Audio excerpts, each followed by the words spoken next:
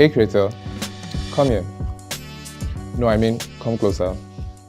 Why are you managing chaos? You're hosting your course on Google Drive, using another platform to build your sales page, and a totally different platform to receive payments. And guess what? Sometimes you can't even receive payment from your international customers. Why are you trying to manage chaos? Or don't you like your peace of mind? With Sellar, you can manage the whole process of selling your digital products from one place. From hosting your ebooks and courses, receiving payments, managing your customers' data, automated follow-up for abandoned transactions, and even building beautiful sales pages. Don't you like your peace of mind? Life is hard enough. Allow us to take care of a few things, Stop managing chaos and start using Sellar today.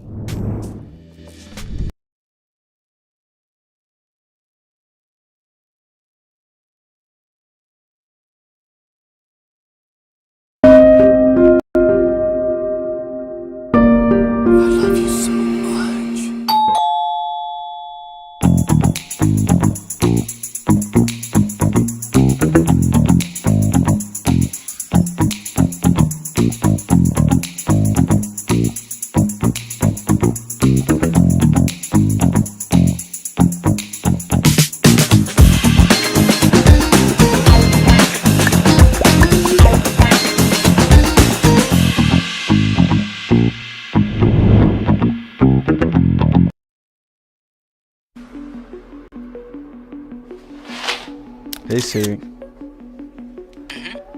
how do I make money as a digital creator? How can I make money from my creativity? What's the best course hosting platform in Africa? To do that, you'll need to be online. All right, I'm online. What's next?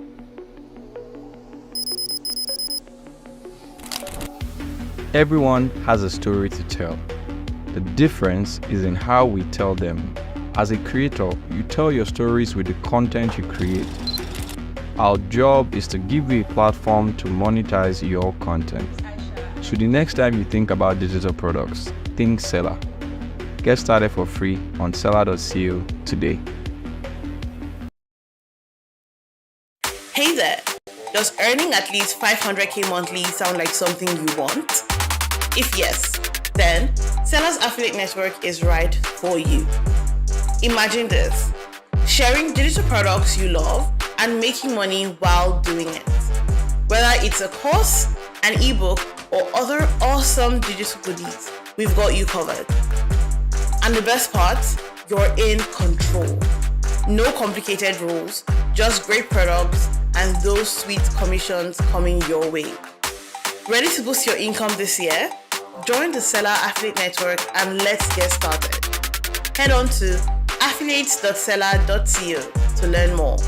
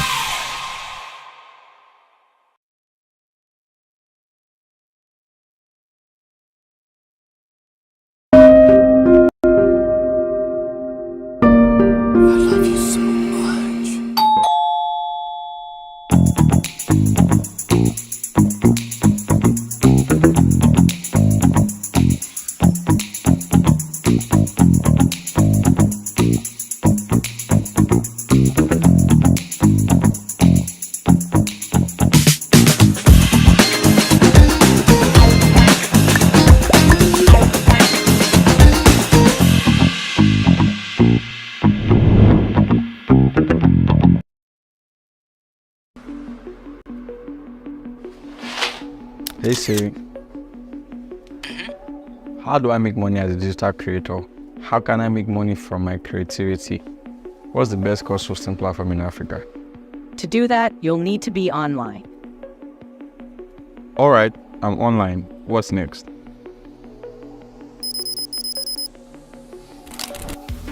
Everyone has a story to tell. The difference is in how we tell them. As a creator, you tell your stories with the content you create. Our job is to give you a platform to monetize your content. So the next time you think about digital products, think Sellar. Get started for free on sellar.co today.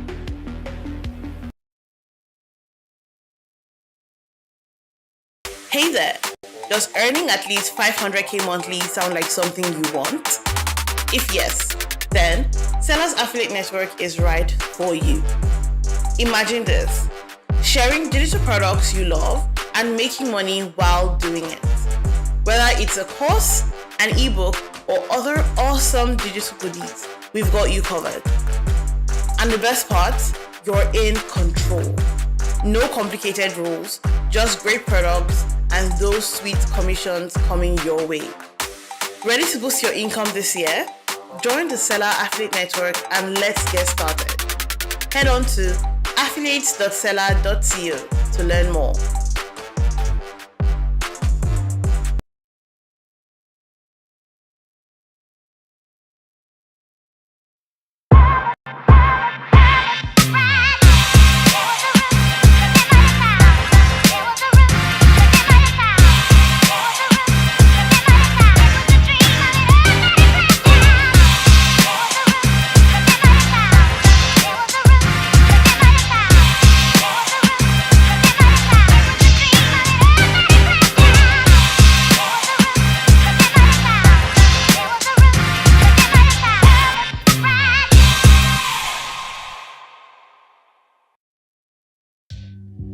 Hey creator, come here.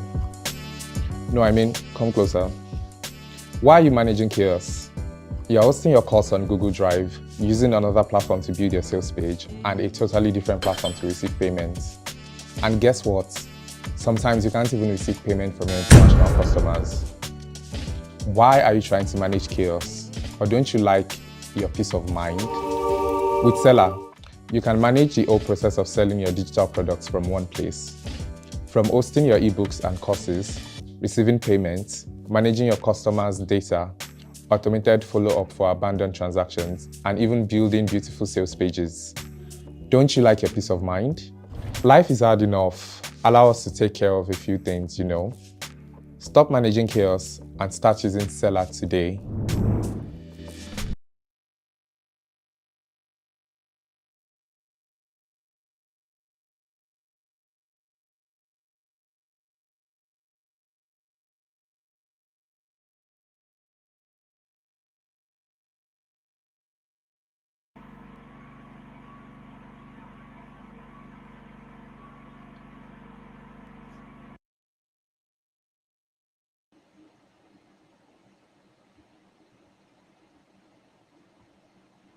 Hi, Hi. Hello. Can you hear me? I'm good. Hi, hello, welcome. Yeah, I can hear you. I can hear you. I Hi, can hear you. I'm good. everyone. Yeah. Um. Good evening. Hi, hello, welcome. Good Thank evening. you for Hi, having me. everyone. Welcome. You're welcome. Thank you for joining this webinar. I have a very like good feeling that like this is actually going to be wonderful. And to everyone joining, I mean, the title like alone, how to make money monthly selling online courses in Nigeria. So like what we're going to have Right. is going to be the topic is very interesting. And like if you ever thought about like turning what you know, your skills, your story, maybe your experience into a profitable online course, this is where you should be right now. And I'm glad that like you're all here. So don't worry, this is not going to be like one of those vague motivational webinars. I'm going to ask a lot, what I say, art practical questions, just like let us see how did you do it and how can you also do it. Let me talk about like a law a bit. Our guest tonight. I mean, I believe like some of us would probably know her, okay, law or digital creator chick.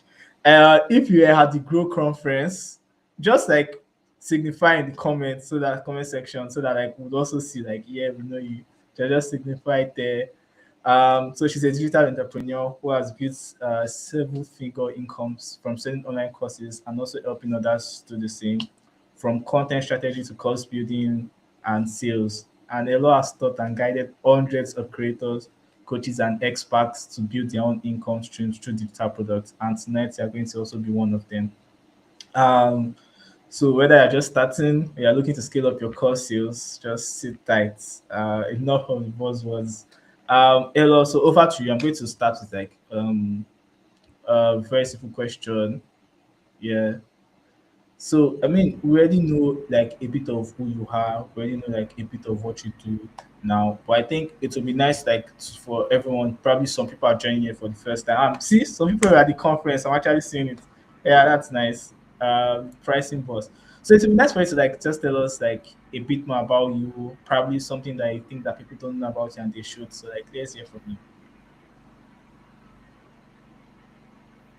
Who am I? That question is always like very tricky.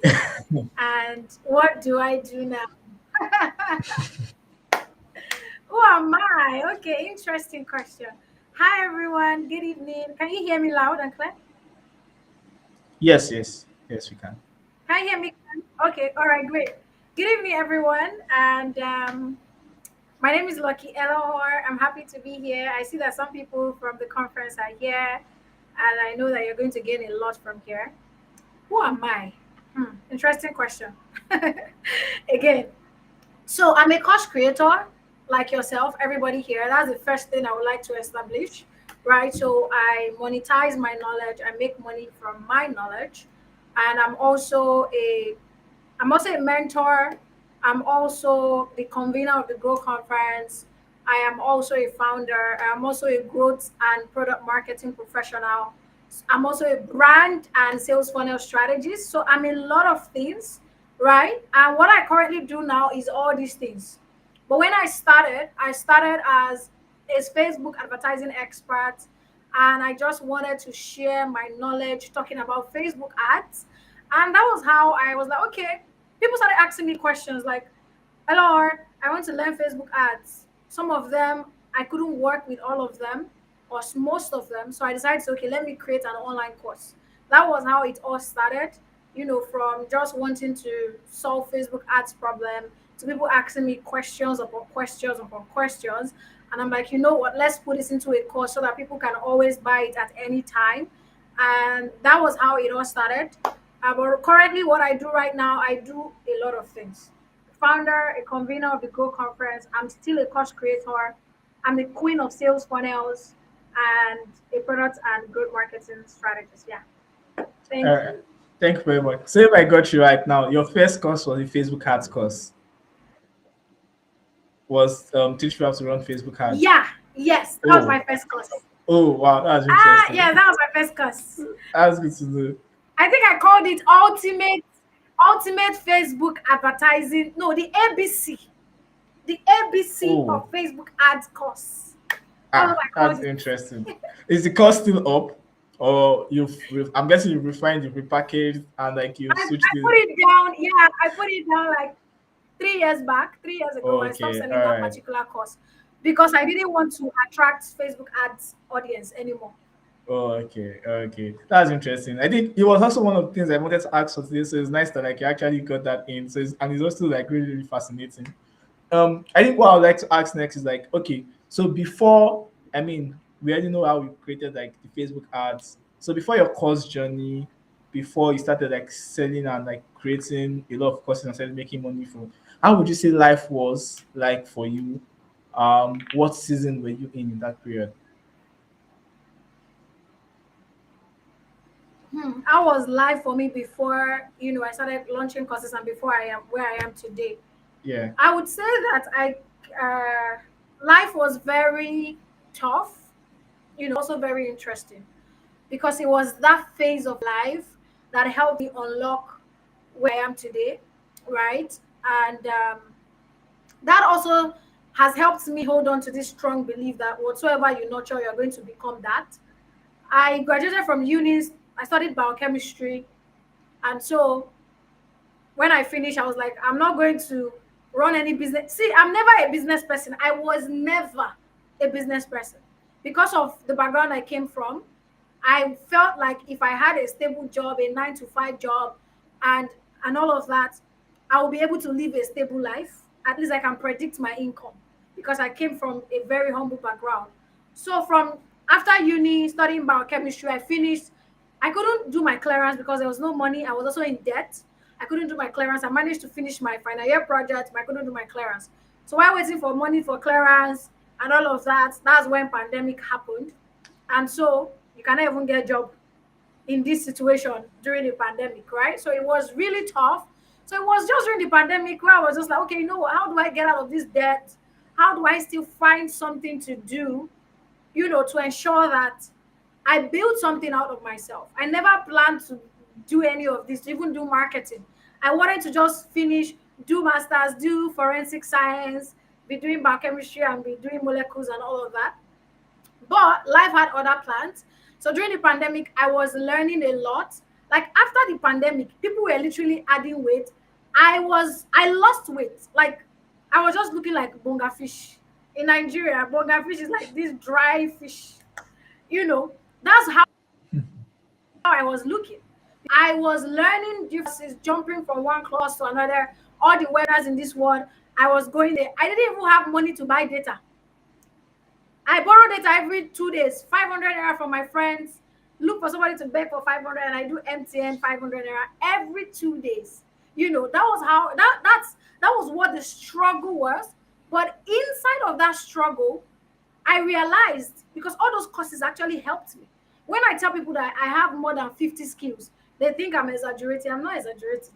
I learned a lot of things during the lockdown. Even the ones that I'm not a master of, I know the basics and the foundation of it, right? So I learned so much from free classes to 2,000 naira classes to 1,500 classes because that was the range that I could afford. I was in all of the classes, borrowing data every 2 days or asking for friends to send me data 500 every 2 days. So, but I knew in that moment, in that phase, that was when I realized that I could actually give value, right? I could actually make money from giving value, and it was from that journey. I started, talking about all the skills that I had. I laid them down. I'm like, you know what? Let's lay down all these skills. You've learned all these things. Which one do you want to sit on and master? I saw that I don't enjoy design. I learned graphic design. I learned everything. I don't enjoy graphic design. So I'm like, you know what? Facebook ads is that thing. So I picked up Facebook ads and I really, after the courses, I was sleeping on YouTube. Like, it was crazy because I couldn't afford to pay for a course. I wanted to pay for a course, but I couldn't because I didn't have the money, right? And so I was sleeping on YouTube, watching YouTube videos and all of that. It took a longer period because I didn't have the money to pay for it. So I had to, sometimes you watch this person's video, the person is saying A, the other person is saying Z. Then you have to now link everything together. That was how it was. And then I started putting myself out, talking about Facebook ads. And just from talking about Facebook, people started asking me questions like, oh, this, that, my ad account is banned. This one is this one is that. I will answer from my post and everything. And that was how it started. And in fact, I landed my first marketing role just by showing up talking about Facebook ads. So yeah, so that's how it all started. All right, thank you very much, Elo. I think yeah, and I share something similar in the graphic design part because I actually have a certificate in graphic design, but like I can't design. Like I think during the class, when I was taking that particular training, was when I knew that okay, this isn't for me, and let me collect the certificate and go. Okay. Yeah, and I think one very very interesting takeaway, which was very unlikely that I took from what you said, was like because what we're trying to do is tell people that the fact that like you can actually make money from selling courses. I actually spoke about how courses really helped you, like taking a lot of courses, even though some were free, learning a lot of skills actually help you shape your journey. And I think it just sort of informs like Yeah. the audience should also know that like, yeah, you can see, I mean, the fact that you can sell courses to people, why would people want to buy? I mean, Ella is a perfect example of why someone would want to buy. So this is why you can actually sell your Exactly. courses. I think the next, yeah, thank you. I think the next question I'll have for you is how long did it take from when you started like your first course to make 1 million naira in a month from courses? So how long did it take from launch to your first 1 million naira month? Like when was your first 1 million naira My month? That first month. course, when I created my first course, I I sold it for 5,800 naira, and I sold it to only eight people. Eight people. So 5,800 naira times 8. That's how much. Let me press my calculator. 5,800 times 8. That's 46,400. But I spent over 150,000 naira on ads. The money that I don't have. So now that was a loss, right? That was a loss. Then I think I had to now take a step back, like, yo, I can't do this. This is not working. My first course, I created my first course in, I think, August 2020. Yeah, because at that time I didn't really have enough information. I was recording my videos. I didn't even know how to use tech. I didn't know what anything was. Like, I was so dumb because I never had a laptop. I had my first laptop in 2021. It was in 2021 that I really started knowing how to use a laptop. I didn't know what Zoom was. Like, that privilege was not there. I had my first phone like in 2015, like my first real Android phone. So I didn't even know what any of them. When I even had the phone, it was just mostly WhatsApp, and I didn't even know how to open Facebook when I had my phone. Like, I was that dumb. Not dumb because I'm not intellectually wise, because I didn't know any of these things. So when I created my first course, August 2020, I didn't know what to use. I just knew, okay, there was CapCut. I had CapCut on my phone. I didn't even have a laptop. So I had to travel from Lagos to Ibadan to use a friend's laptop, Zoom, because I heard that, oh, when you use laptop, you can record Zoom. I went there, I used laptop. I did not press record. I thought that it was going to be automatic. As I finished doing the class did not record. Everything. People started asking me for a replay. I didn't have a replay. I had to start Googling and watching YouTube videos. What can I use? And then I now saw that, oh, this laptop, Windows laptop, have something called Game Bar. You can record your screen with Game Bar. So that was how I figured out how to use Game Bar. I started recording the video again. I recorded the Game Bar, sent it from the laptop to my phone on CapCut, edited on my phone on CapCut, and then that was where I was uploading from. Like, how crazy is that? Like, that was like the dumbest thing anybody would ever do. Right? Very dumb. You know what? That was what I knew in that phase. I didn't even know how to operate laptop like that. Just because I could read and I'm sort of like techie. Like, I mean, like, I'm just smart, brain smart. So I could use my brain to do things, and I know how to do research because I studied biochemistry. So I do a lot of research to find things out. So my first course, 5,800 to 8 people. After I managed to struggle to record it, it took me like 3 months. After that, August, September, October, November, 3 months before I finished recording the course. People were asking me for replay for 3 months. I now recorded the course after 3 months of struggle before I now uploaded it. And I started doing ads. I did a did something. I did a free class. I recorded a free video. I used it to generate leads. Generated over 1,000 leads. Only 8 people paid me. I was crazy. That's like, and I spent 150K on the ads. Terrible. And I almost like, I cried. It was very painful, right? And so I decided, okay, I'm not going to create any course again. So I didn't create any course from that November 2020 until about July 2021 or August 2021, like almost like 10 months later. I now said, okay, you know what? But within that 10 months, I decided to learn and study why my course didn't work, and other things. Mind you, within in that 10 months, I was still trying to sell the Facebook ad course. So I was still pushing it.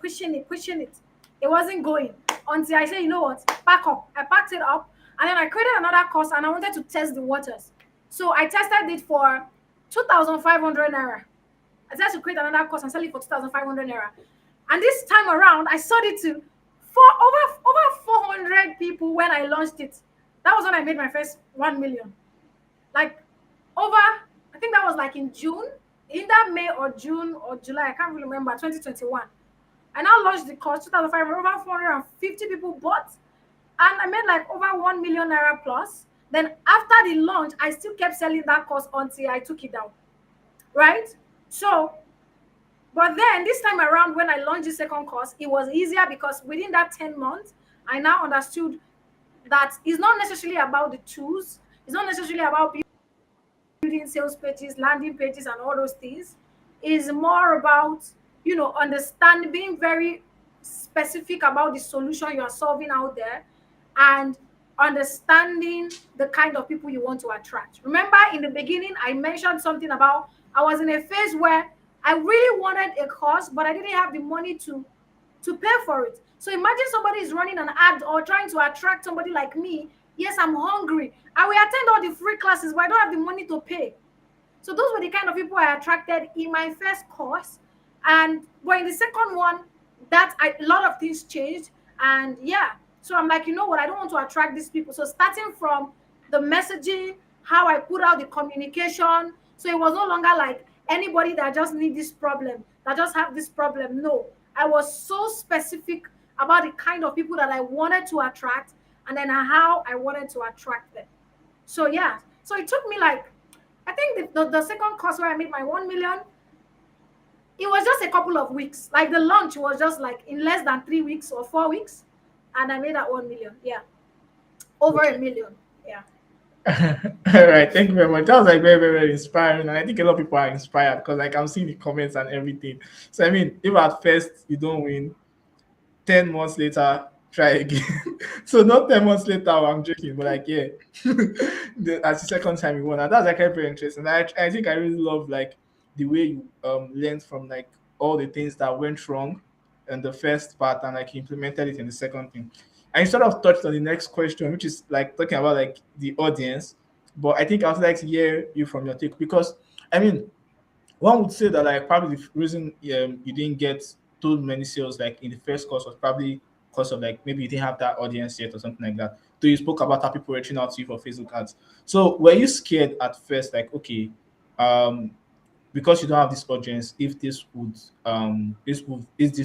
fly? And what would you say to people that are scared of actually like putting out courses because they don't have the audience? Okay.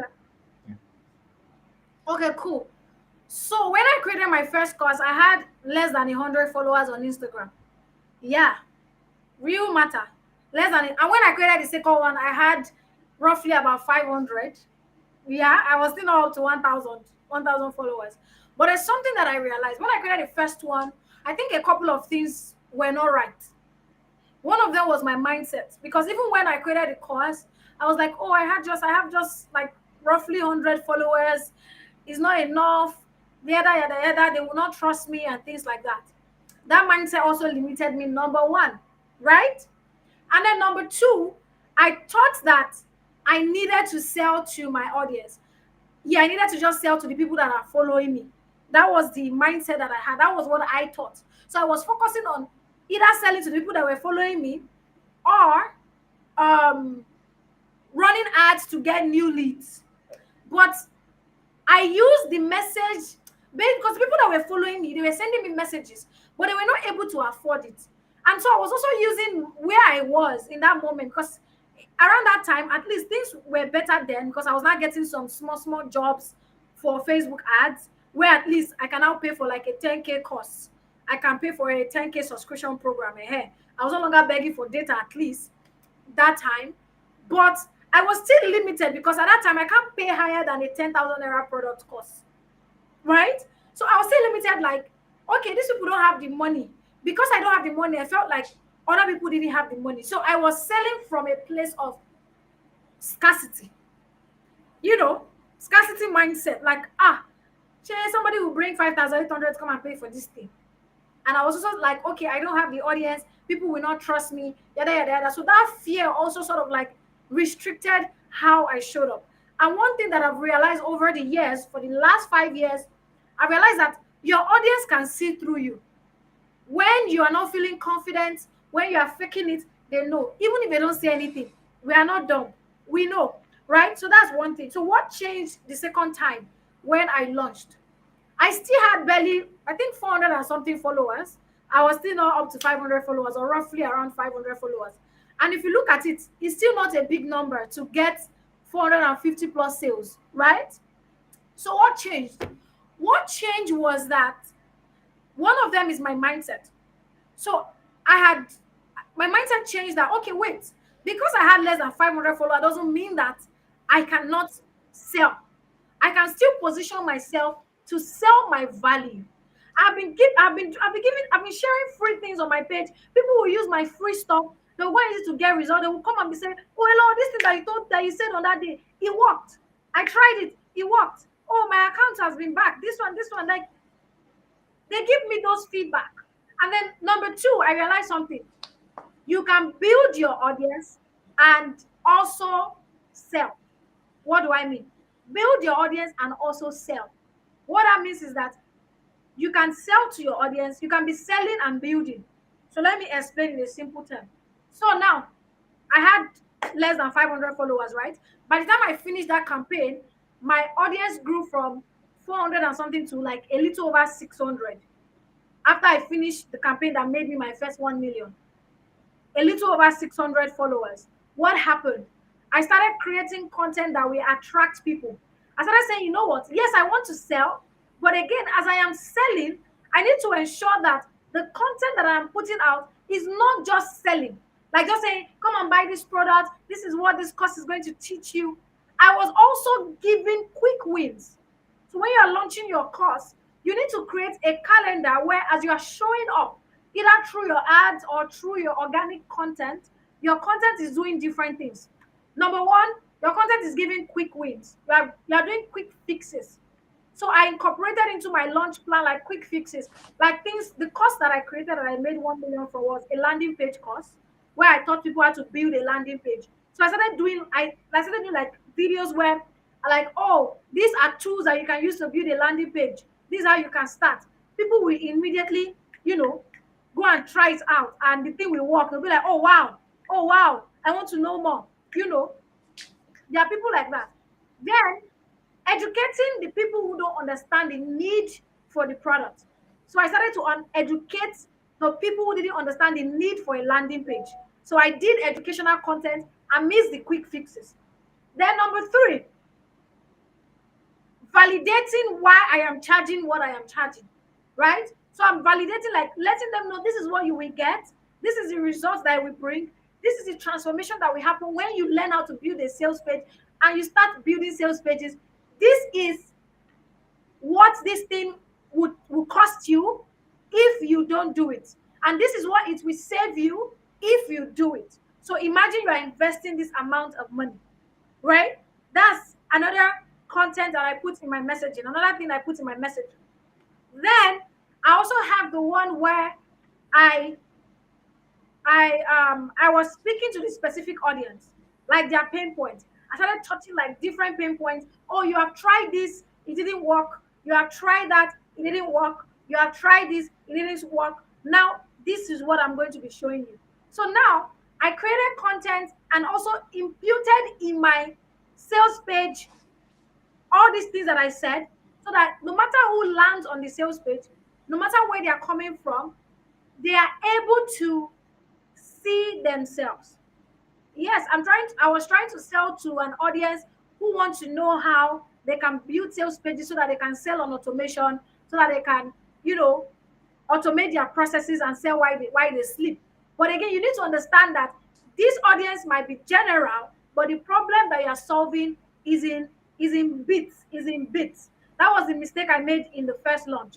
I was selling to everybody. Oh, come and learn Facebook ads. I will teach you how to make money with Facebook ads. I will teach you how to make sales with Facebook ads. That was the one thing that I was saying. I didn't realize that even though I was selling a Facebook ad course, there are people who cannot even run ads because their ad account is banned. They can't run ads because as of 2020, 2021, Facebook was banning ad accounts like it was like a party. There were people that their ad accounts is banned. So even though they want to run ads, they can't even run it. They're like, okay, this course will not help me because I'm not seeing myself in it. There were people that they're already running ads, but the ads is not working. Right? That's another people, even though I'm still telling them that come and learn how to run ads. There are people that they are paying people to run ads for them, right? And it is not sustainable. There are people that they don't even know how to do the ads at all. They don't even know where to start. So I was just saying, come and learn how to run out, how to make sales with your ads. That is just what I was saying. Yeah? And I just did a webinar. I did a free webinar where I was just telling people how they can make sales with ads, and I was selling my course to them. That's now point number two. Focus number two is that when you are doing something for free, when you are giving for free, don't only rely on one lead generation channel. Yeah, don't only create one webinar and then say, okay, I will sell on the webinar and that's it. No. Right now, when I'm doing launches, I don't only rely on one lead generation channel. I can do up to 3 webinars. I can still have an ebook. I can still have live sessions on Instagram that are like my lead generation funnel that I will use to sell. You get the point? So I can have like different webinars touching all the different areas, like the example that I gave, that is answering questions to different people, even though the overall end point that we are solving is one, right? But they are coming from different places. Then we'll meet in the middle. So I now have like different touch points. So if I have a product, I can do like different touch points to touch you. So if you enter from here, it did not work. You will come from here, it must work, you know. And so because of that, people started sharing my content. People started sharing my content, right? People shared my content, grow my audience. That helped me attract new people. That helped me convert the existing people that I had. And then I moved them to an email list, of course. Of course, don't do anything without building data. Don't people on Instagram thinking that no, move them to an email list or a WhatsApp. That some of the key points that you can start focusing on. Your messaging is very key, but then even though you are selling one big message, you are solving one big problem or one small problem. If that's what you are solving, you need to understand that there are different entry points into that problem. So you need to find those entry points and start to tackle them with your marketing when you're launching your course. Yeah. All right then. Thank you very much, Elo. That was like really wonderful. I like really packed. I think the next one that I would next question that I would say I have. I'd like to talk about how do you go from like idea now, because we've established like a lot of things about how to not be worried about like having whether you have a big audience, and like um what you spoke about, which was very interesting in terms of like the major reason. I mean, there are different touch points. It reminds me of this concept. I don't know if you know about it, but like the five whys. Like, I mean, why is someone's ads manager banned? Like, why do they want it to be free? Because they still want to learn how to Yeah. run ads, or they still want to run ads. So at the end of the day, it still comes down to like the root cause, and like you're trying to attack it from different points. So now I think we want to know like, okay, yeah, how do you, what advice do you now give? Like, okay, how do you go from idea to actually launching and making the sales? So like walk us through what your sales, because you started talking about this thing a lot very well, and I want us to touch more on that, the lead generation and everything. So walk us Okay. through your sales funnel or your customer journey, and like let us know what it looks like. Probably maybe when you even started early days and what it looks like now. Yeah. All Okay. right. So I think I've already explained what. Okay, when I started early days, the one mistake that I made was that I don't plan. I don't plan my launch. I just say, "Oh, I want to launch the course. I will create the course and then I will post. After there's even one launch that I did. So I launched the course and I wrote to my email list and said, I will be sending you one email every day for 30 days. After day three, I tire. I did not send again. Why? Because I didn't plan. Now, before I start anything, if I'm launching for 30 days, I would have written all the 30 days emails before I start. Like I would have written. So when I tell you that I am showing up.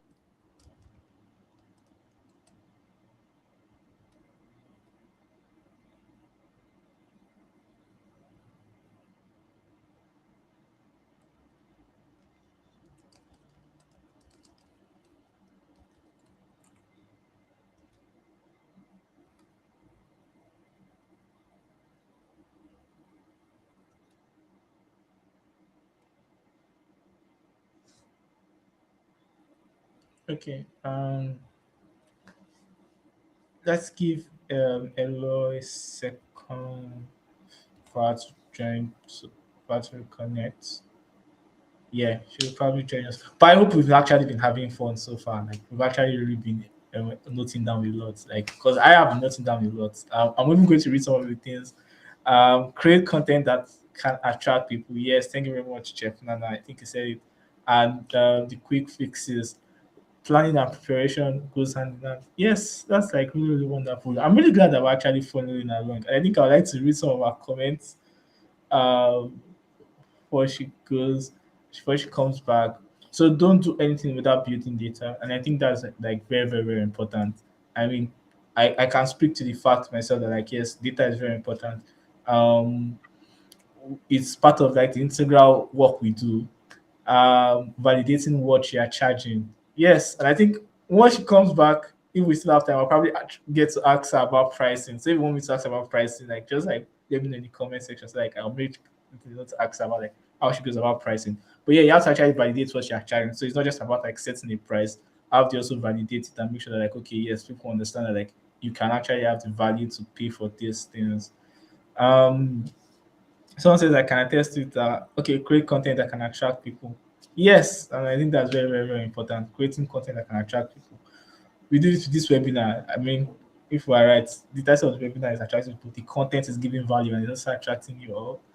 I can attest to it. Our audience knows they can always tell, and somehow it influences their decisions about us and our products. Yeah, so like the way they can always tell and somehow influences their decisions about those sort of products. I think she said something about having not having that scarcity mindset, and not just because you have like few audience or because you want to buy a product doesn't mean that like there are people that will not buy a product. So it just comes down to showing up.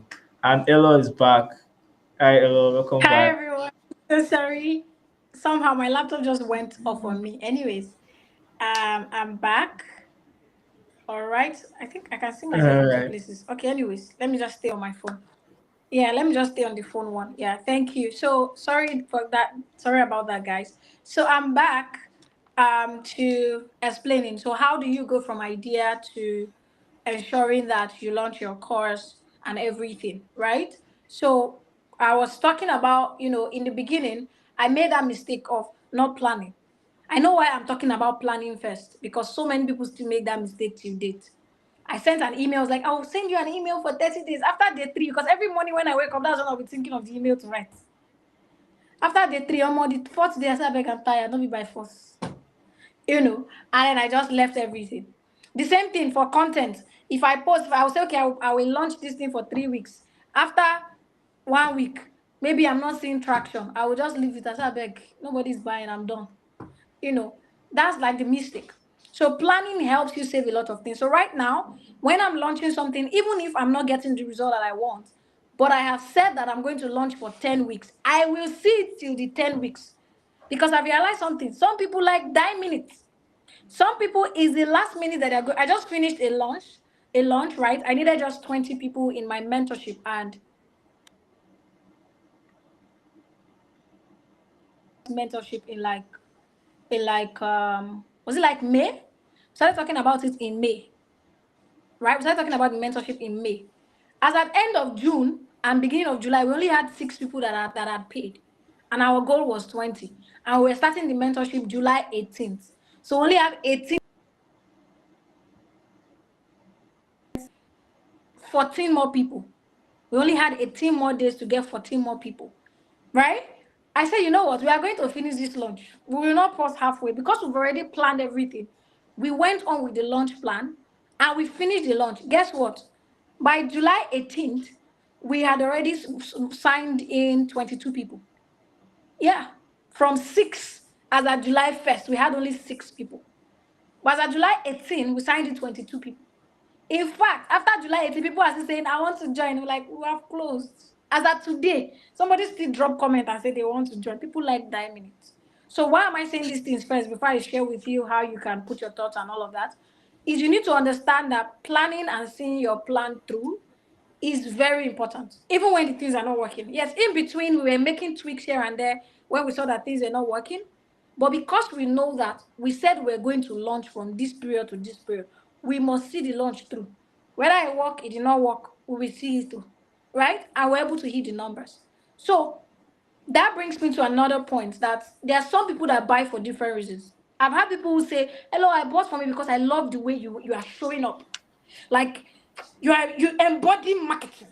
Because of that, I will buy from you. That's why I bought this course. Some would say, hello, oh my God, I bought this course because going through your process and seeing everything automated, I know that this thing will work. Because they saw me leave the thing that I want to sell. Then some of them will be like, oh, is this particular post? This post just spoke to me. Oh my God, I love your story. Your story touched my soul. Because of that, I want to buy the course. Right? So people buy for different reasons. So as much as you're understanding, so when you're understanding your audience, understand their problem, then understand the different reasons. So you want to make sure that I think there are typically like 4 types of audience. They are the emotional audience, the ones that will be touched by your story, they will buy from you. They are the logical ones. They want to see facts, like give them facts and give them data, show them that, yeah, this thing works. They are the ones that will buy us because one specific thing just makes sense to them. Then they are the ones that will buy just because of your consistency, because of your drive. They will just buy because you are so driven, you are so consistent. They just like your energy. They are the ones that will buy like that. So you have to be thinking of these 4 audiences when you're trying to launch an online course, right? So now let's go to how do you go from idea? You have an idea. Is this making sense, guys? Sadly, I can't even see the comment. Okay. Okay, I was about to scroll to the top to see comments. Oh, wow. And I was at the bottom. Okay. All right. So, how do you go from idea? So, you have an idea and you want to create a course. Don't ever make this mistake of, oh, I have this idea. I know that I am very knowledgeable in social media. So, I want to create a social media crash course for business owners. And then you go and start recording the course. When you now finish, say, something huge is coming soon, something huge is coming now. And then you now say, announcement, surprise, surprise.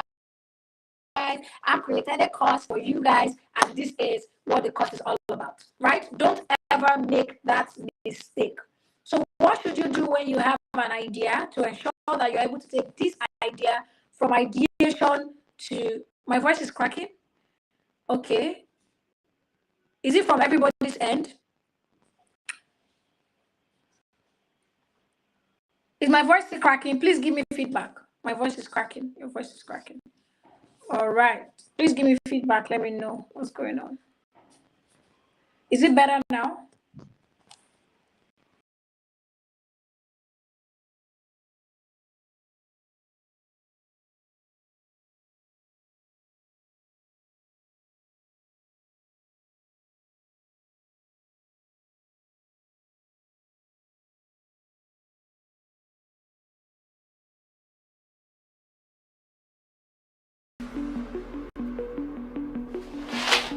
Hey Siri,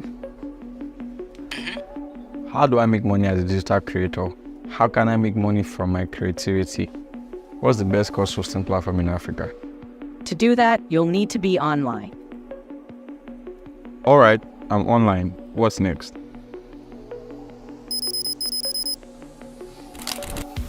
Everyone has a story to tell.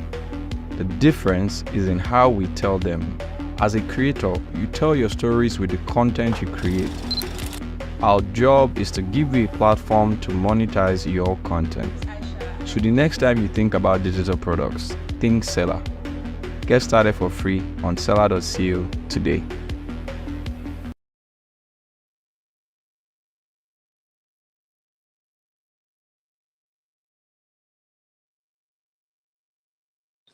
Okay, can everybody hear me now? Can you guys hear me? Is it better now? Can you guys hear me? Somehow, I think I'm the only one on this call. All right, let's see how this goes. Is it better? Please give me feedback if it's better so I can continue.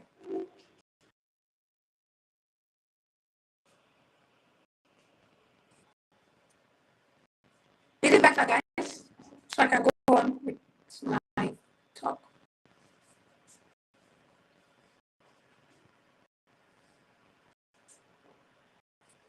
I can't see your comments.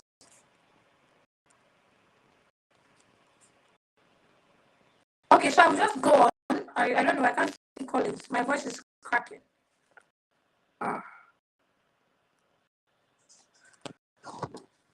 Okay, I think we should.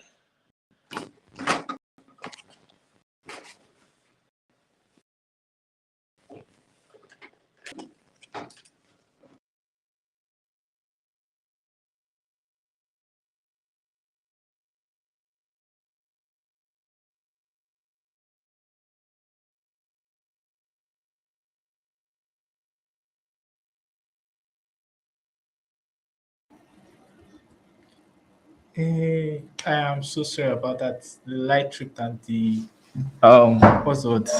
Wi-Fi also just disconnected. But I'm back now.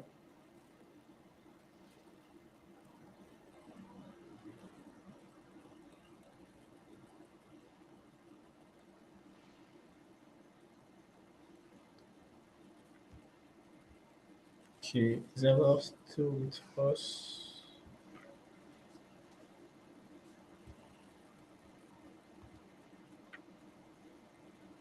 Okay.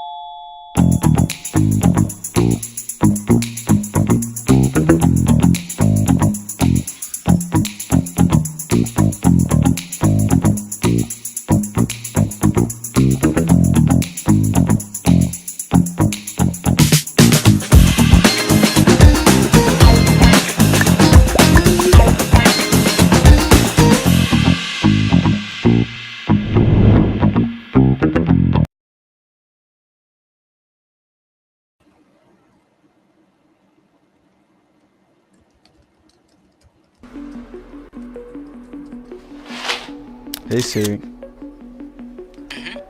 how do I make money as a digital creator? How can I make money from my creativity? What's the best course hosting platform in Africa? To do that, you'll need to be online. All right, I'm online. What's next?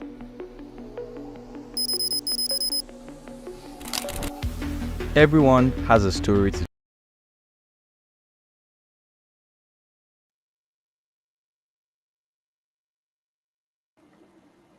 Okay. All right. So while we're waiting for her, I think I like what we did the last time. So I like to like engage us more and like. So what are the things that like we've learned like that stood out for us? Okay, and she's back. Hi everyone. I I'm back. Like I never left. welcome back. Yes. Thank you. Thank you so Yeah. much. Uh You're okay, can you guys welcome. hear me now? Is it better? Yes, sure. I can hear you clearly, loud and clear. Okay, all right, great. So we've All right. established some things that okay, make sure you plan and make sure you see your plan through, and there are different audiences. Keep your different audiences in mind when you're showing up. Now, how do you go from idea to launching your course? So from the point where you have an idea, I would never ever tell anyone to go and launch a course. From where you have an idea, don't go and record the course. Don't go and record your videos. No. The first thing I will tell you to do, so I have a framework that I created in 2022, and I called the framework I called it the BPLP formula. But then in 2023, I refined the formula to BPLP formula. It's called the BPLP framework, right? So what is this framework about? It is before the pre-launch, the launch, and the post-launch. Four. B before the pre-launch, P pre-launch, L launch, and the second P post-launch.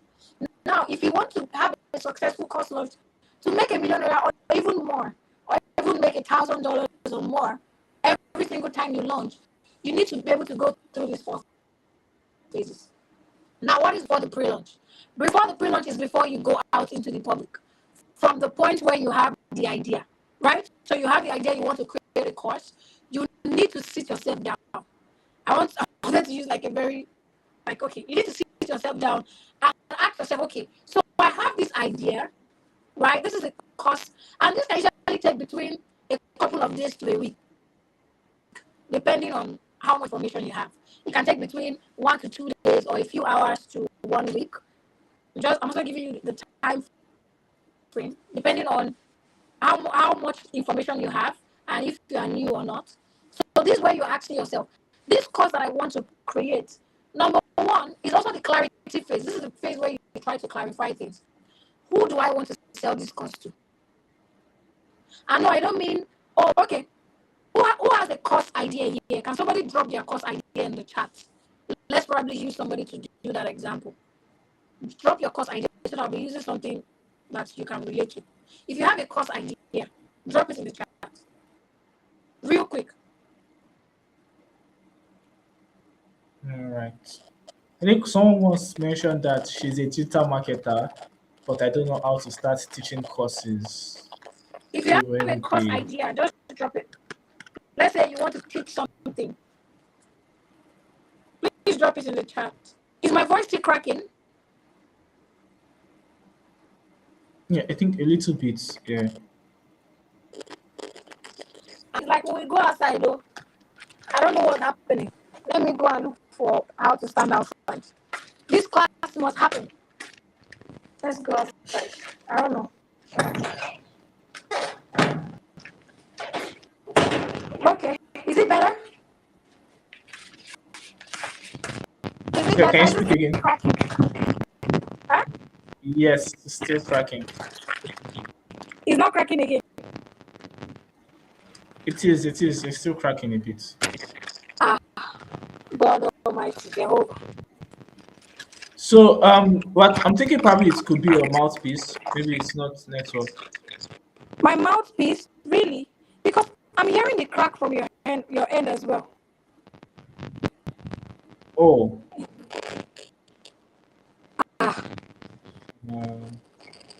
Well, hold on.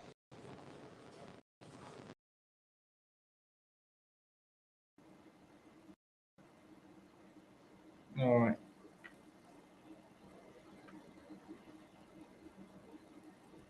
Okay, so I see that we've had like some interesting courses.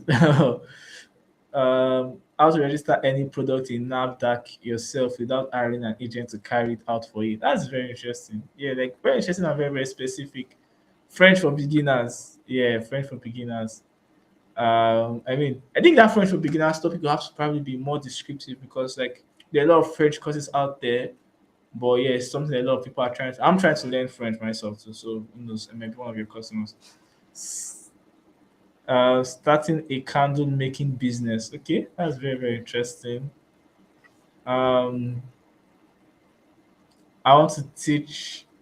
I want to teach stock to 9 to 5 era how to transition into digital landscape without stress. Okay, that's good. I like the fact that like you want people from 9 to 5 to transition into digital landscape. But like I mean, if they all transition, who would people employ for the 9 to 5 jobs? I think. Do you think about that? But no, I think this is actually a very, very interesting question. Feeling. Then it costs to improve your English language writing and speaking. Yes, that's actually very interesting, and I think a lot of people need it. I don't see a lot of consultation. Oh my goodness, I don't know what's happening. I think this is cracking terribly from my end as well. I don't know. I think it's a system because I can hear the crack.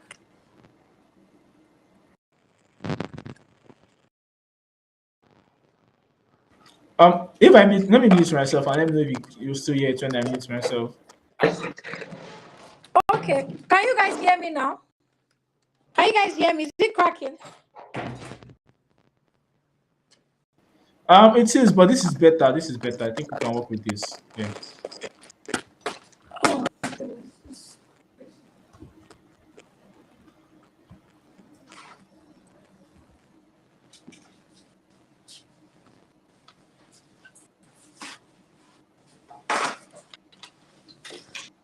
Okay, so I will just keep talking and just see how far we can go.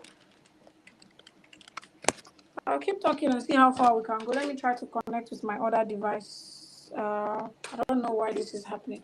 Anyway, so I was talking about the BPLP framework, and B is before the pre-launch. So this is where your clarity phase is, right? So this is the clarity phase where you get clarity for what you are launching. So this is where you ask the right questions. So let's use somebody. Somebody just somebody just dropped their business, right? Somebody just dropped their business on, I think I saw the first person I saw is um, how to register any product in NAFDAC yourself without hiring an agent to carry it out for you. Okay, great.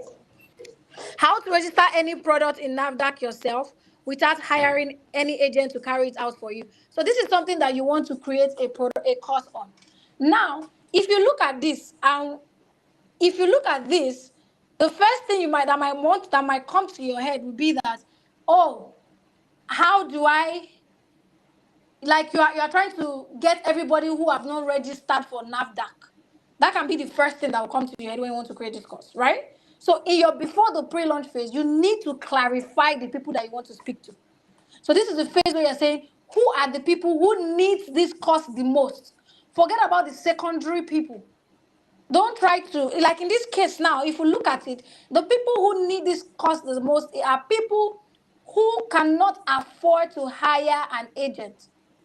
People who have the time to do it by themselves, right? People who are probably just starting their business, right? And they just do not have all the finances to get somebody to do the work. So they are just solopreneurs. They are, they are winging it, going on it. Those are the people that you are trying to sell this course to. So now you are going to now write it down. Okay, I'm looking for, business owners who have been in business, product businesses. I think who are the people who do NAFDAC, who and people who sell things that has to do things that go through your mouth, or things that has to do with, like, some of the things that go like food, beverages, hair care, all those things are things that need to go through NAFDAC, right? So now you are not saying, who are these businesses? Identify like the different groups. Like, you write them down. What kind of businesses need NAFDAC? Because if you're talking to a course creator, I don't need NAFDAC. What do I need NAFDAC for? You're talking to a coach, talking to a consultant. I don't really need NAFDAC. So you need to write out those kind of business. If possible, write down an example of businesses. Food business owners, hair care businesses, skin care businesses. Write it down, like the ones that you can remember, as many as you can remember, because you will need it, right? Then step number 2 is now saying, okay, these are the different exact businesses that need this thing. What is the problem that they are struggling with? Like, where are they at? What is their description? I've talked about their description. People who cannot afford it, people who who have the time to do this, right? People who want to learn the process, people who are solopreneurs. So you need to identify that. Now, once you identify that, the next thing that you want to now do, right, is to ask yourself, what am I promising these people? What am I promising them that by the time they stay in this course, what will they be able to do? What will change? You need to write it down. By the time I take this course on how to register that, you will be able to navigate the process. Before you can answer this question of what am I promising people, you need to be able to have written down things that they have suffered. What have they suffered before now? What are they suffered because of this problem?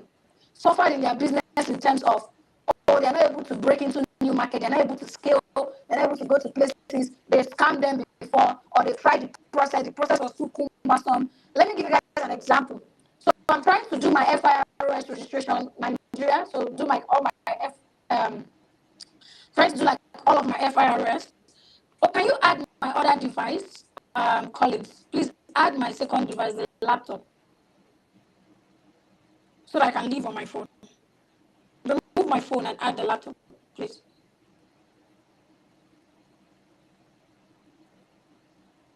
Is that possible? Yeah, I think it will be on. Should be on it now.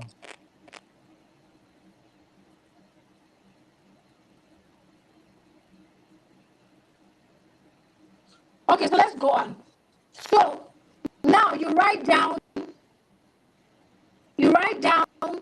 like the different things that they have gone through before, that you are going to solve. So by the time you understand all the things that they have gone through, then you can now tell them your promise. The promise can be, so okay, I was talking about the story of FIRS. So I'm trying to register I'm trying to register my FIRS. Okay. I'm trying to register my FIRS, and the process has been cumbersome. To be honest, I have been afraid. All the different experts I've spoken to is either they will say, "Oh, if you don't go there, you will do this.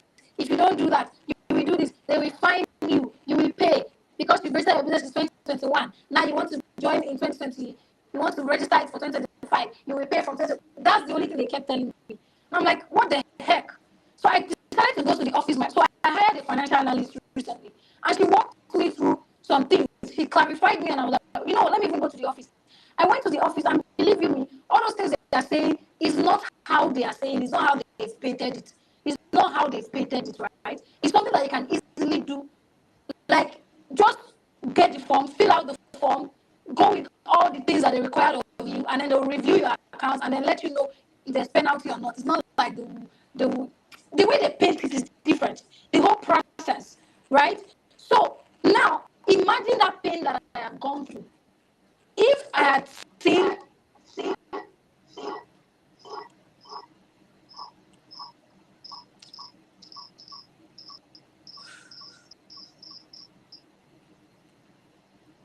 So if I had seen an offer or somebody who said they will walk me through that, I would pay for the cost. Now you talked about somebody, if now the cost addresses the struggle and the confusion that you've been having and all of that, and then when you start creating content, you start addressing. Do you know that when I was going to FIRS office, I didn't know that you need to go to the office that is close to your business address. I went to the one that is like a few kilometers away. They sent me back. They said they cannot attend to me.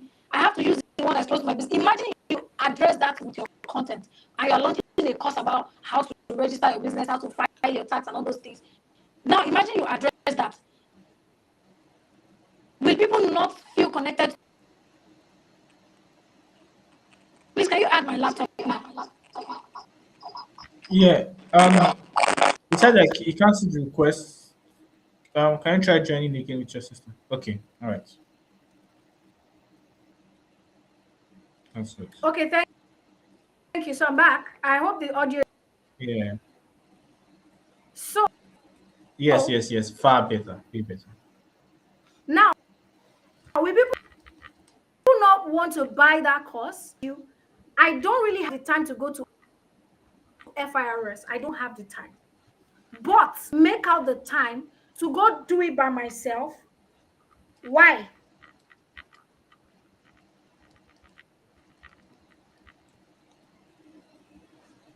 I had to make out the time to go figure it out by myself because all the people I've been asking, they didn't give me any tangible feedback. It has been from one cockaboo story to another. In fact, I registered for TIN. The one I registered for is the wrong one. Like, it's just a lot. It has just been like a lot. Until I found this financial analyst, and that is even why I hired her. When we got on a call and she was giving me clarity, even one of my friends that went for a business structure course, they taught all the things, talked about FIRS and everything. When she came, she was explaining to me, even both of us were confused. So when you realize that this is the common thing in this when it comes to solving this problem for my audience, then you ask yourself, how am I solving this? You write it down. So let's go back to everything I've said. Before the pre-launch phase, which is like the clarity phase, right? So this is the phase where you're answering the question, clarifying everything. So who is my audience? Write down break it down to the minimum, writing the type of businesses, right? Then number two, what are the different scenarios that they're going through in trying to solve this problem?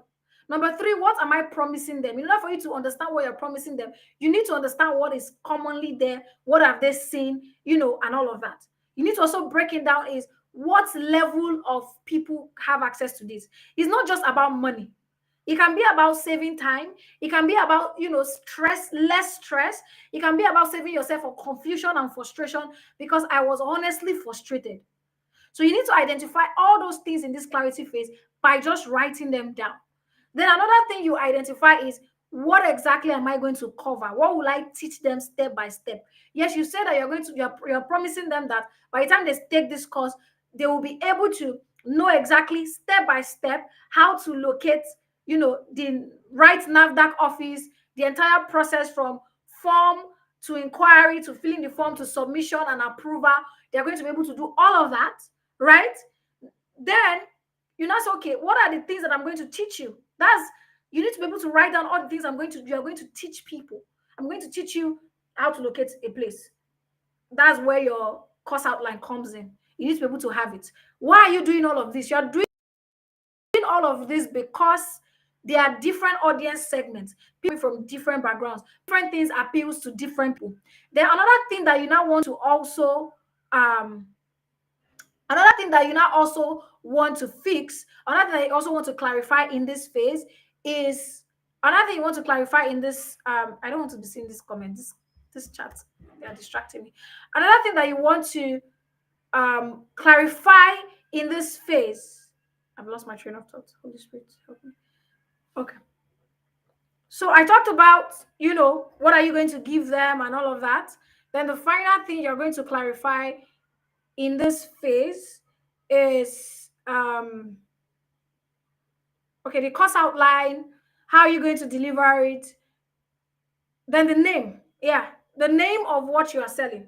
You need to ensure that the name of what you are going to sell is actually tied to the result. Like I can literally see the result around the name. So you can look at the result should be around the name. I think the course that I saw in the chat was how to register your business on NAFDAC, something, something, something. Please, can you pull that up if that's possible, right? So that name can be better refined, to make the results very specific and very clear, right? So how to register your business in NAFDAC, blah, blah, blah, can be a mouth, right? So that's that in the before the pre-launch phase, which is like the clarity phase. Now, once you have that clarity, okay, how to register any product in NAFDAC yourself without hiring an agent to carry it out for you. That's a very vague thing because why should I not hire an agent? Why should I not hire an agent? That's not really the core. You need to come from the problem, the real problem that you are solving.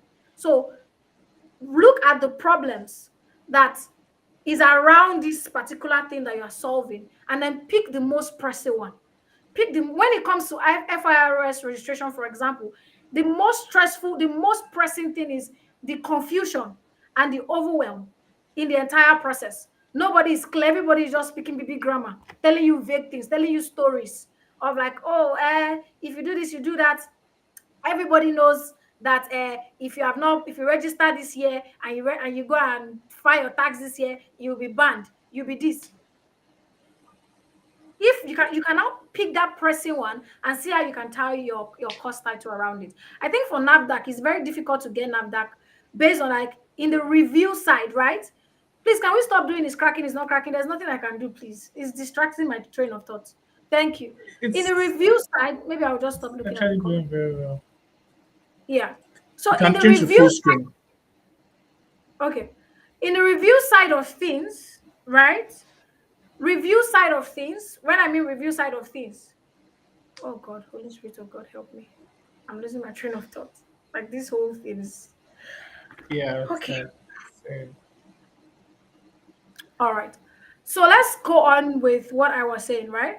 So when it comes to NAFDAC registration, I think getting the officials to come and inspect your place is a very big deal, right? So if that is where you can lead with, so find how to lead around that to ensure that you get past approval.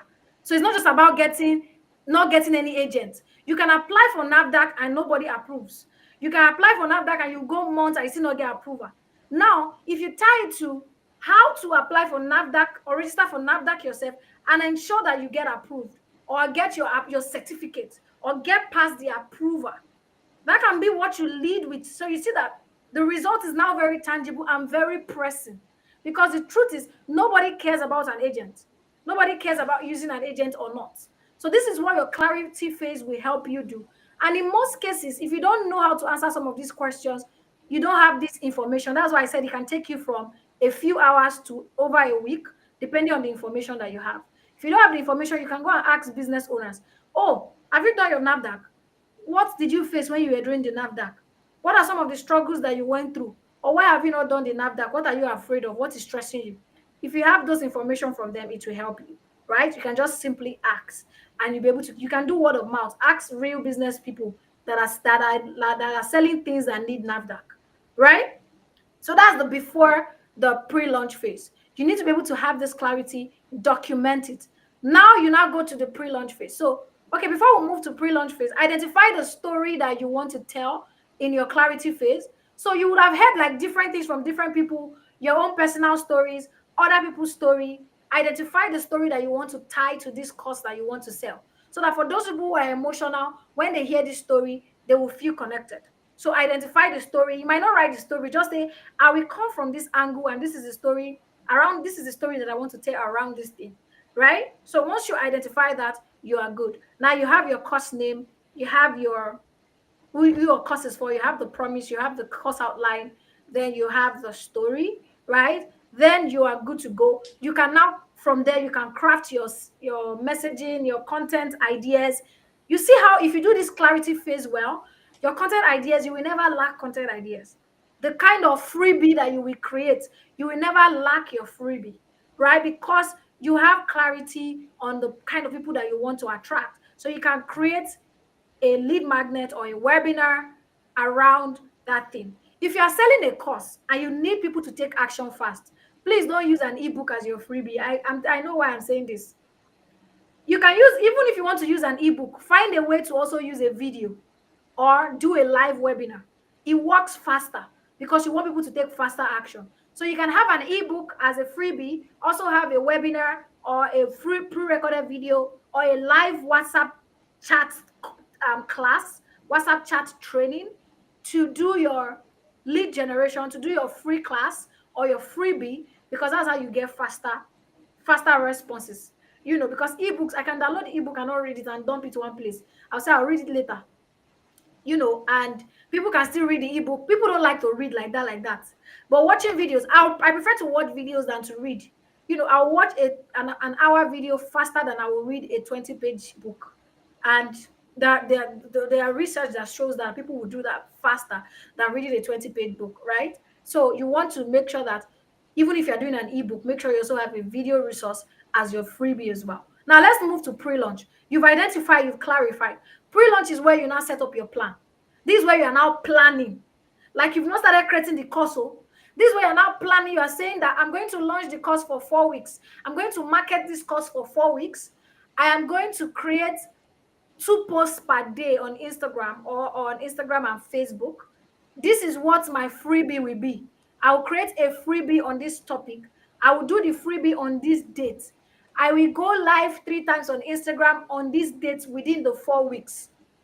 I will run ads, or if you don't want to run ads, fine. I'm going to build a page to collect emails for this freebie, and this is what the freebie will be. The freebie will run from this period to this period. I can start collecting payments immediately or have a specific date where I will start collecting payment. You literally just have a sheet or just open a document. Just plan it. And when it comes to timeline, please don't do anything less than 4 weeks. Yeah, anything less than 4 weeks is not enough time because people did not keep their money somewhere waiting for you to create a course, right? So anything less than 4 weeks is not enough time. 4 weeks should be the minimum time that you use to do a proper course launch if you want to get like really good results, right? Me, if I want to launch with my clients, we do 10 weeks because inside that 10 weeks, we have like the prep, we prep them, we would also have the planning and everything. So we use like a week or 2 to plan. We use the remaining 8 weeks to do the launching and we'll close out everything, right? And then after we're done, okay, so that's what happened in your pre-launch phase. So also in your pre-launch phase, this is where you can start hinting your audience about the course that you want to create. So you can let them know that, okay, I'm trying to create something. I need your feedback. Oh, send me a DM or answer this question for me. I'm trying to do this. Will you be interested? You can be hinting them on social media with your content, on your Instagram stories, on your WhatsApp status. You can be hinting them here and there, during this pre-launch phase as well. Now, your pre-launch phase can take between a couple of days, maybe depending if you have a team or if you're doing this thing by yourself. It can take a couple of days to 1 week. a couple of days to 1 week, because this is where you are planning your timeline, planning your dates, and planning your content. So if you're going to launch for 4 weeks and you are posting 2 times a day for 4 weeks, that's about 2 times a week is 7 days. So that's 14 times 4. 14 times 4 is about 56 pieces of content, right? Now, you don't have to create all the 56 pieces of content before you start showing up. But make sure that you've created at least 50% of the content. Like you have what you want to put out, 50% of it before you start. Because if not, you will break down or you will not finish. Have at least 50%. Then as you start to show up, you start to pay attention to what people are saying. You can now be adding more and you finish the entire 50%. If you're also going to be doing email marketing, if possible, write all the emails or at least have at least 50% of the emails already written before you start putting anything out, right? So you do that in the pre-launch phase. Now, launch phase is where you go all out. This is where you start doing your IG lives, you start posting your content, you start running ads if you want to run ads. This is where you put the dates to do your webinar, right? You start pushing your lead magnet, you do your WhatsApp classes. This is where you do all the other things that you can think of, right? I want you to understand when you are launching a course, like I've already established, don't just say, oh, I will do a freebie, one freebie, sell the course, and that's it. No, you have to think of other ways. Even if you're not going to run ads because you don't have the money to run ads, think of other ways that you can do things, right? You can do WhatsApp classes, teach in other communities, go live on Instagram, post every day on your Instagram. If you want to post 5 times a day, post 5 times a day, because the truth is that not everybody will see your 5 posts in a day. Not everybody will see it. Some people will not see it. Some people will only see 1 out of that 5. Some people will only see 2 out of that 5, right? So you need post. Don't care about people seeing. People say, I'm selling tea, man. Nobody is seeing anything. Now, here's the fun thing that you can do when it comes to posting. Don't just post and say, come and buy, come and sell. Remember what I said in the beginning about segmenting the things that you put out. Your quick win, this is where you do quick win. Like you give them quick things that they can try immediately. Like for the NAFDAC one, for example, you can give them a quick information and say, this is why every time they come to do approval, this is why your this thing does not go through. You give them one quick secret and tell them what they can do, and they go and try it. And like, oh my God, it worked. Or, this is how to locate the nearest NAFDAC office to you. Or if you are doing this social business, these are the things that you need in place. Those are quick win kind of content. Like people feel like when you tell people things, when you talk and tell people things, they will not pay for your course. That's not true. Another thing you need to understand when you're launching a course is don't be afraid to give it up. Everything I'm sharing with you guys here is the same thing I teach in my course. But the only difference is that I show them in the course step by step. Like when I'm saying this, I would show them how to do interviews. I will show them how to do research. I will show them how to ask customers. I will show them how to post content. I will show them, how to do the calendar. I will give them the templates. That's the difference between what I'm giving you here right now. So everything I'm giving you here, if you are smart enough, you take it and you run with it, you will get results as anybody that's taking my paid program. So don't be afraid to say, oh, if I tell them, they will not buy my course again. No. Some people still need to see it before they can get results. Some people still need to see before they can apply, right? Some people still need to see before they can apply. All right? Not everybody has that patience to go through things. Not everybody has, that thing. So you need to understand. Don't hold back. Don't say, if I tell them this thing now, because of that, you'll not be giving them surface level. That's another problem. You're giving them surface level things, all in the name of the main thing is in the course. If I cannot, they say the taste of the pudding is in the eating. That's how they say the proverb. If I cannot eat the pudding to taste it, if I don't eat the pudding, how will I know the taste? Right? So if you're just giving me the surface level thing, then there's no way I can know the taste. When you give them that, they'll be like, oh, wow, that means there's more inside this course. If this person can tell me this thing for free, that means there's definitely more inside this course. That's another mistake that I made when I created my first course. I was withholding information. I was like, I will show you how to do this. But I know the show. I was just talking. I was just yapping. Right? So you need to know that there are different people. There are some people that need to see before they can apply. There are some people, they just need to hear and they can go and apply. But when they even hear and they go and apply, they might get stuck somewhere because it's something they've never done before. They'll be like, I need this course. If they start applying, they see that, oh, he's working, and then they get to a point, they get stuck, they'll think about your course first. Right? So that's what happens in the pre-launch phase. Launch phase is where you go all out and all of that. Now, post-launch phase, many people don't do this. Many people just launch. After they finish launching, they end everything. I'm like, I'm done. They'll go and sleep. Post-launch phase is another important phase where you now need to decide, do I want to keep selling this course on Evergreen? Do I want this course to keep selling itself? Or do I want to launch this course per cohort? So I have some courses that I launch per cohort. I have some that are selling Evergreen. That is in your post-launch phase that you will decide and make this decision. Like, okay, I have launched this course. I sold to this number of people. How can I get more people in? Should I get affiliates? Should I have automated ads that will be running to a free video? They watch the video and they keep seeing the course and they buy the course. Every week, can I be sending emails to the people that did not buy, telling them about the course, giving them extra value for them to come and buy the course? Can I go live on Instagram at least 2 times in a month or once in a month to talk about this course? Or do I make this course exclusive and just sell it at different times of the year? So I can sell it 3 times in a year. So I do the first launch in the beginning of the year. Anybody that wants it again has to wait till the next one. Anybody that wants it again have to wait till the 3rd one. So that's where you do your decision. You also review the things that you did, the things that work, the things that did not work, and the things that you can double down on. That's what the post-launch phase is all about. So yeah, so that's like the BPLP framework for launching an online course. Does that make sense? Yes, it does. I think someone commented the value, and I think that just describes everything you've taught us today. And like the framework was very, very interesting. I think we're pressed for time. I have one final question for you too, just before we round up, and it's just simple, straightforward, and I think you'll probably like the question. So, how has Sellar helped you in your journey so far? Sellar, I love Sellar. Sellar is family. I always say that. I live and breathe Sellar. If you know me and you don't know that I love Sellar, then you don't know me at all. That's my line. If you know me and you don't know I love Sellar, then you don't know me at all. So Sellar really played a very significant role in my journey. How do I mean? The very first time I got my first client to pay me in pounds, Sellar was that platform that came through for me. And my courses has been on Sellar since, is it 2020 now or 2021? Yeah, because I didn't know about Sellar until, I think, 2020. My courses has been on Sellar since 2020 till date.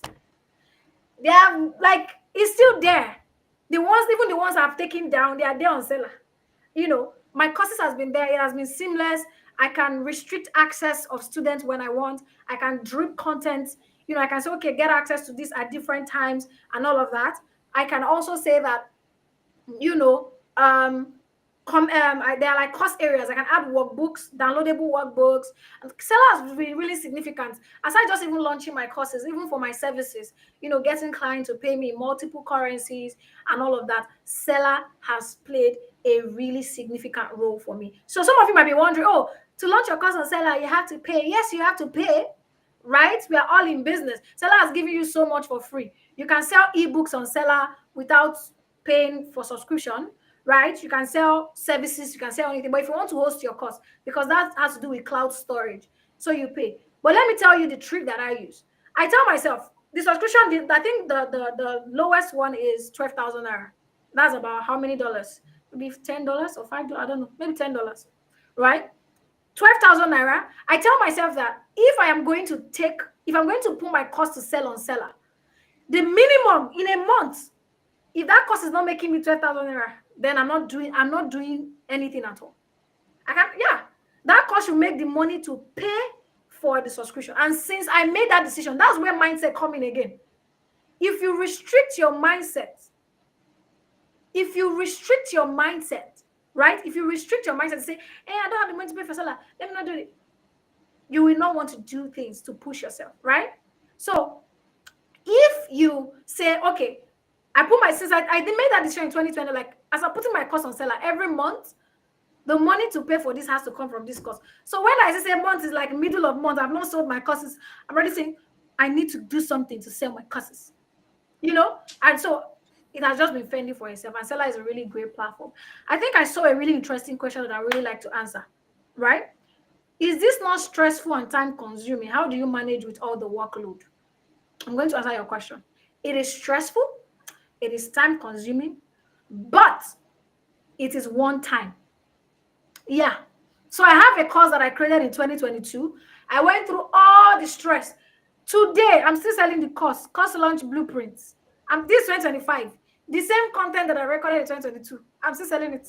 I went through all the stress. So when you're launching the first time, that's why I say plan. When you plan, you plan and go through, it doesn't become stressful.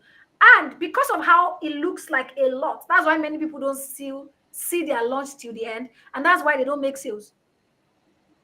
People like die-minute things. I gave an example in the beginning, how I was launching, a program is a cohort-based program. I needed just 20 people.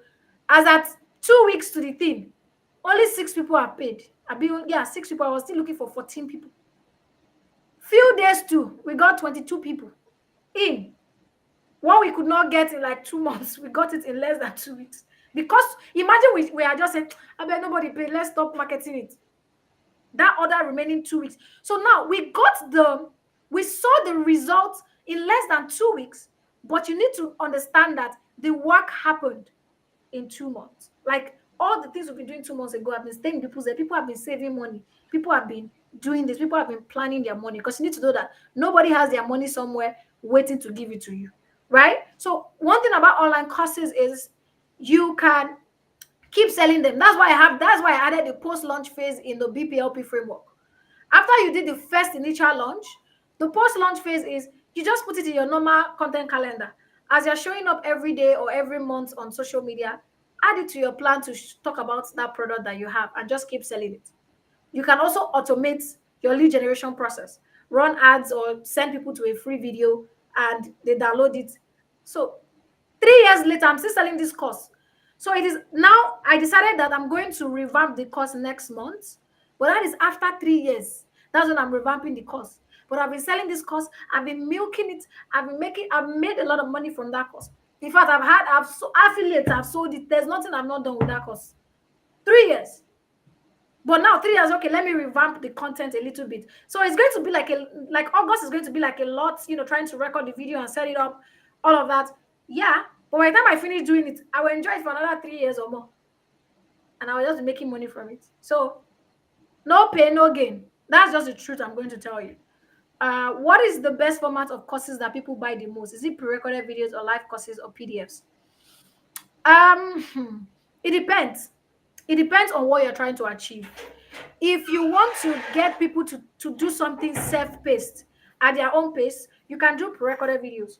Like in my online courses, I have a mixture of recorded videos. I have a mixture of audio and PDF. So PDF workbook, recorded video, audio lessons, I mix everything up so that it is not boring and you are not stuck. So there was a day, one of my students sent me a video recording. Hey coach, I'm just taking a walk and I'm listening to the course, because it was an audio lesson. Then you can watch, and Sellar allows you to upload any type of files. You can have a mixture. You can still decide to add live sessions inside the course. And then after the live session, you have the replay embedded there. You can mix everything up. Those are things that you need to figure out in your clarity phase. And depending on the level or depth that you want to go with your course, right? So if you're going to go like in depth, like I have a program that I do for 12 weeks, is a live program, right? But what I've done is they watch pre-recorded video. I send them a 2 hours video. They watch it for 1 week. And then every Saturday we go live to answer questions and help them review their assessment. You can always mix things together. And then they also have PDFs and workbooks and resources that also help. So yeah. Please, what is your take on waitlist and when is the right time to start one? You can start waitlist anytime. I think I do waitlist. Yeah. So I do waitlist. I launched one of my programs in February. I started the first cohort in February, and I finished the marketing in February. By the time I finished that marketing and we closed registration, by March, I started waitlist for September cohort. So I started waitlist for September cohort immediately, because as it hot, just leverage that energy to get people in for the next cohort if it's a cohort-based program. Why?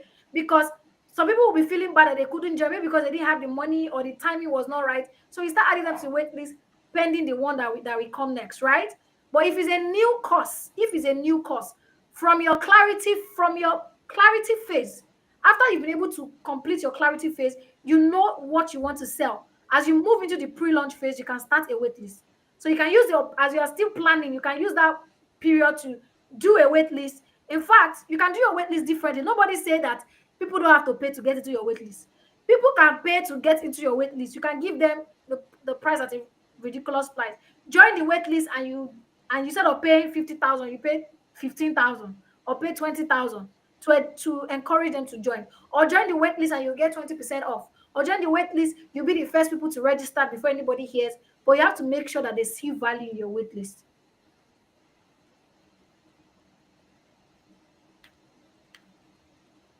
When I priced my course at 5,000 naira, I didn't make a single sale. When I reduced it to 2.5, I made 460 sales. Why is it so? Also, my Facebook ad is performing poorly. Now, audience, you need to understand your audience buying power. And also, I think you should pay attention to what did you do differently after you reduced the price, right? When you reduce the price, did you change any messaging? Was the message still the same? If the message was still the same and you reduced the price and then people started buying it, it could mean that the audience that solution is for, are more low ticket audience. And the truth is that you can sell low ticket courses. I cater to like different segments. I have courses that I sell for 400,000. I have the ones that sell for 55,000. I have the one that I sell for 10,000. So you need to understand the specific audience that you are selling to, their buying power, before you sell. Facebook ads performing poorly, maybe your ad fatigue. So over time, when you run ads over and over and over, your ad can be worn out. So you can refresh the creative, duplicate the ad again, rerun it with the same creative or use new creatives and touch up your budget. That can help your performance.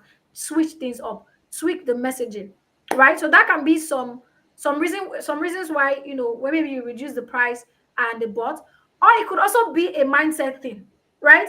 Maybe when you are selling it at 5,000 naira, you were not confident enough that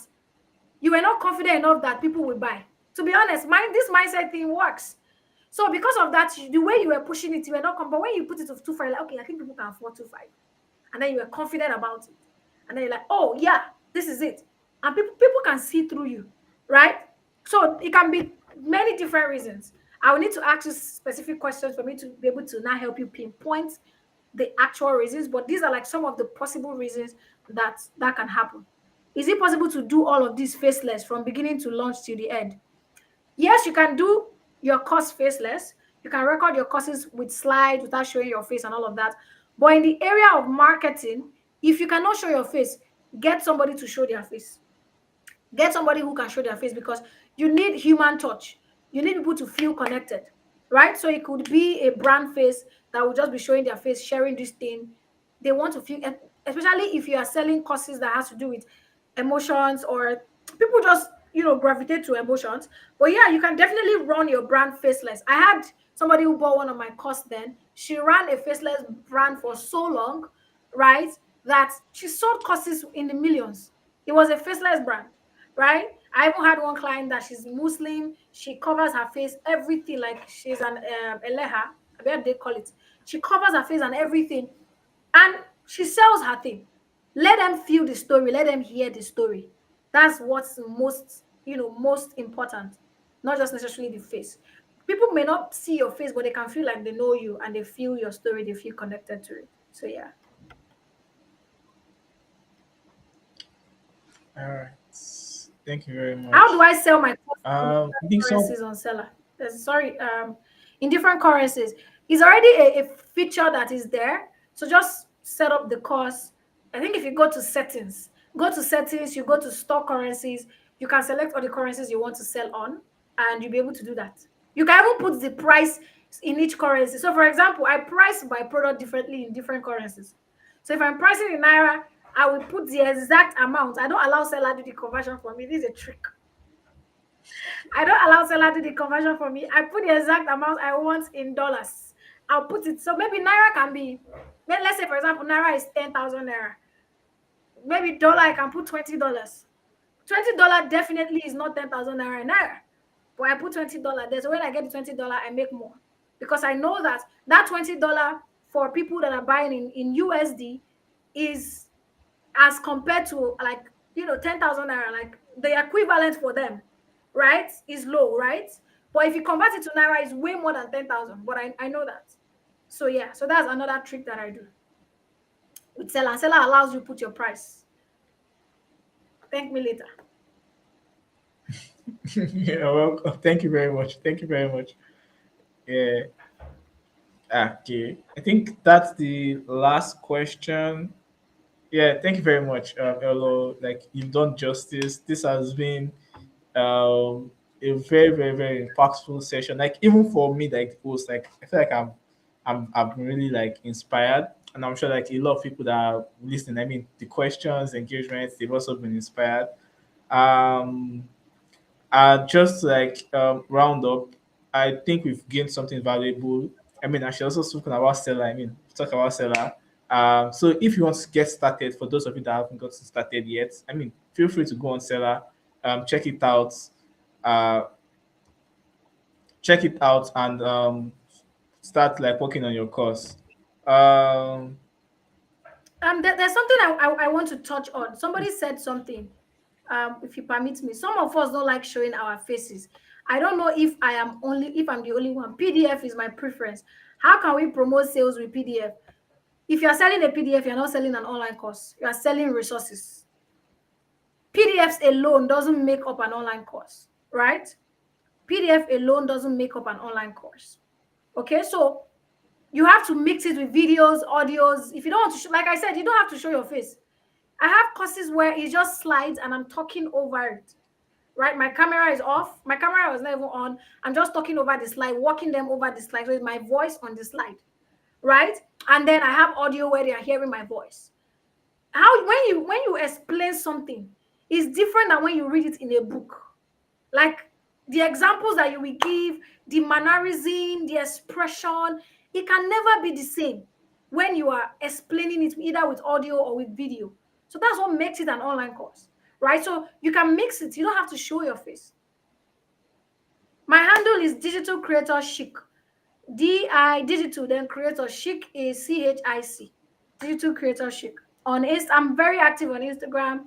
If you want to find me on LinkedIn, I am Lucky Elohor. Just type Lucky Elohor, LUCKY ELOHOR. And Sellar is on Instagram as Try Sellar.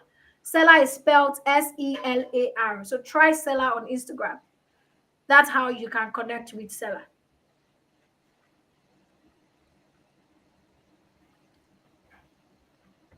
all right, thank you very much. I think I would like to leave the room open for one more questions. Do we have any other questions for her? I mean, we have Hello now, like Hello now. So much value has been given. You still want more?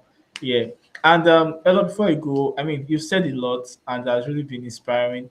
Do you have any final words that you would want to like share with people and share with the audience? Probably someone that's just you've already spoken to different segments already. So if you have any final words, like let's hear them. Yeah, what I'm going to say is if you really don't think of if you think about the whole process, it seems very cumbersome. Yeah.